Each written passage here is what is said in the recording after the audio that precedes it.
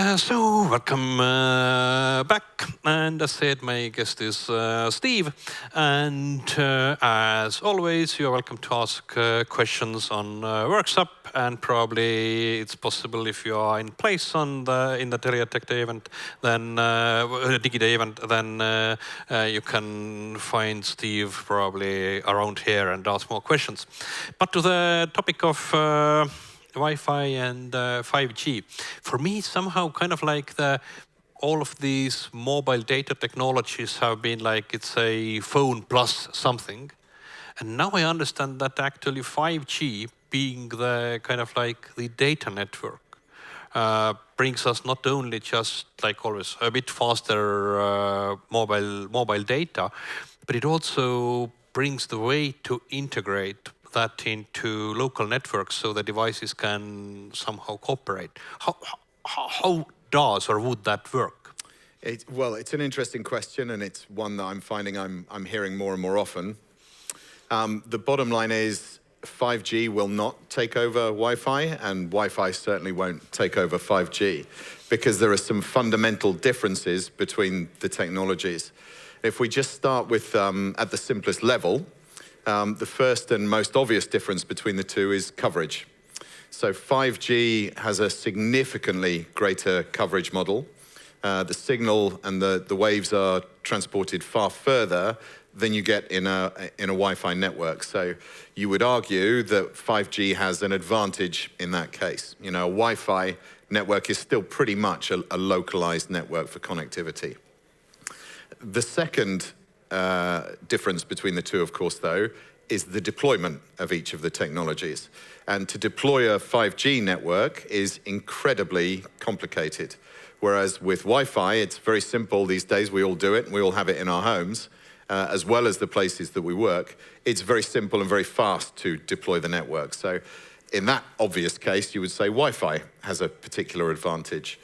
And there's a third difference between the two, largely impacted by the complexity of the deployment, which is cost. Mm-hmm. It's incredibly expensive to build a 5G network. It's relatively inexpensive to create a Wi-Fi network. And what that means is more and more it's interesting that you picked up on the mobile phone, because it's something that we all use all of the time and every day. And at times we're using a 4G, 5G mobile data network. And at other times, when it's possible, we're using a local Wi-Fi network. But there are literally thousands of other devices that need to be connected to the internet. And those devices will all be connecting to either 5G or Wi-Fi, depending on the actual use case. So the use cases for each will vary pretty wildly. Can you bring some examples? Where are these systems? I understand these hybrid kind of solutions and approaches are already being used in building networking for some specific cases. Yeah, of course. So one of the key differences is the latency that data has across each network. Now, 5G has improved the latency very significantly, I think something like 10 times over 4G. So it's encroaching into that gray area between the two technologies, and there will be more devices and more applications using 5G because of its improved latency than previously. But if you look at applications that require the very lowest latencies, a very simple and obvious one we're seeing more and more in our education systems is the virtual reality headset.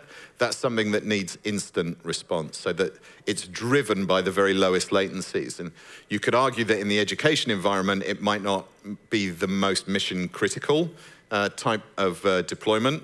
And so you can hedge your bets a little bit. But if you actually extend the applications where we're going to see more and more virtual reality technology, as well as augmented reality into, for example, medical procedures and surgical procedures, where you have to have that absolute reliability and that lowest possible latency and response times in terms of data, then that will still remain a Wi-Fi delivered technology. Yeah, because when you do tests, like, I don't know, move your mouse and the cursor moves on the screen, if the delay is something like, I think 100 milliseconds, then it is visible delay. It's kind of like the frustration, and not talking about medical applications, but just even if your display is having this kind of delay, it's kind of like and jitter as well. So we all remember that first time we used an IP telephony handset, and it was very bad. Now, fortunately, we're well beyond that.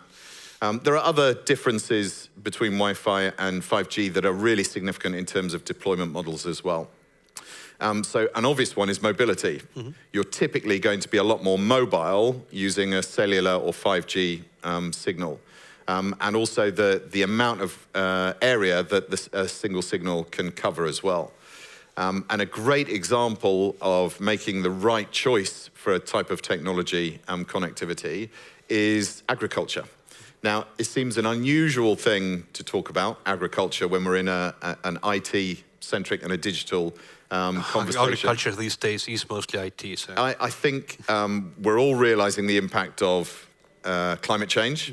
We're all seeing it, and from a food provision point of view, I think technology is probably the only thing that will allow us to advance in that case. There's a couple of different deployments that I'm aware of. So certainly I'm seeing more and more IoT sensors being deployed to support agriculture, whether it's to measure water levels, whether it's to measure acidity in soil, whether it's to track cattle or sheep or livestock, so that the farming managers are able to get the most efficiency and best productivity out of either the arable or the cattle. It's obvious that in that case, because of the type of traffic, so sensors, IoT sensors, generate very small amounts of traffic, but they do it fairly constantly with regular updates. So the capacity required is much smaller. Similar with an RFID or some kind of tracking device that's allowing you to track your livestock. The best deployment for that is clearly going to be a cellular, probably 5G type deployment. Equally, a great example that I'm aware of, because they're one of our customers, is there's a university in Australia, part of the course of which, or has a course that's very invested in forestry. And managing forestry and scientifically approaching the best outcomes for us. And by the way, trees are really important to us as well, as we're finding out and have been finding out for many years now. Now, the students that were analyzing the forest and taking data from the forest actually needed to use very big files.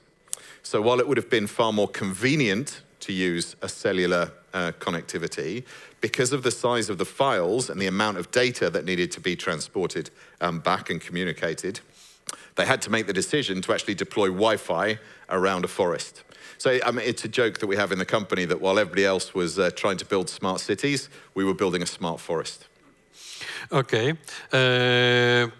But do you also kind of like see these technologies working together? So, for example, there are devices that are built to use both and are picking what they are using on what for what kind of data. So, constant small data over 5G, and then sometimes larger.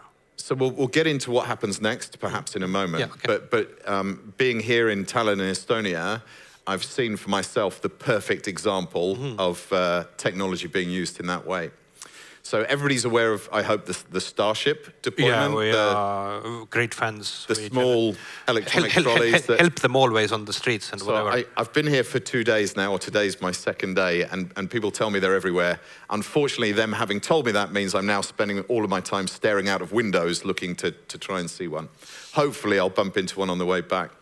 But getting back to the point about the technology, when the Starship is moving around the city, the connectivity that it's using is cellular, because it's very highly mobile and it's potentially moving over larger distances. So the cellular connectivity is what essentially manages the control plane, where are you, when should you stop, when should you slow down, the visibility in terms of what's coming up and the maps that it might follow and so on. All of that is being communicated via the cellular network. They're electrically powered, so you understand the batteries run down in them, and at some point they need to go and dock.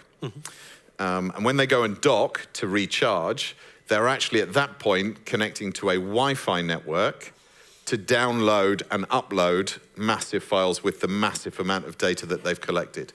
That enables the cellular network to do what it does best, which is enable the mobility and keep the transmissions to the vehicle very low and very manageable.